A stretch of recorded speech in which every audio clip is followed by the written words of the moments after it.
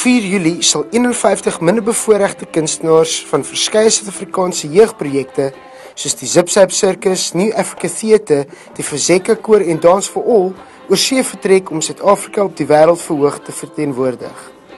Ofskoon die kunstenaars aan die Valley se kulturele Olimpiade gaan deelneem, is dit nie hier oor goue medaljes nie, maar eerder oor die Mzansi Kamri projek, 'n kulturele vennootskap tussen Suid-Afrika en Wallis. Hoe sal ek sê, dit was 'n patchwork quilt, dit was 'n kombersie met al sy blokkies en dan sal dit uiteindelik in Wales by mekaar kom. Op die oomblik is dit 'n bietjie confused, so ek sê, but it will all come together in the end. Often people underestimate what South Africa has to offer, and there is just an abundance of talent in South Africa. And this combined talent is just incredible. It really is. Die fokus van die projek is die produksie Torchbearers, 'n liefdesverhaal wat op 20 Julie by die kulturele Olimpiade in Cardiff sal open. Saterdag het die verskeie Suid-Afrikaanse groepe vir die eerste keer die geleentheid gehad om saam te oefen.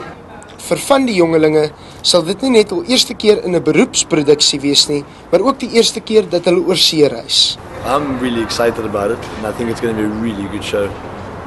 I still think there's a huge, very bad stigma attached to countries and people from Africa in Europe, and I think with us going over there and they see different races, different cultures working together, it sends a positive message out to European people, not just European people around the world.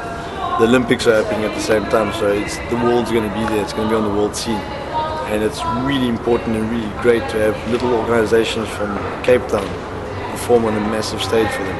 I'm excited. I'm more excited than what I am nervous, because people have their lines down, people have their routines all set up. It's just a matter of fixing the South African part and placing it together with the Welsh part, and then we're going to have an amazing production.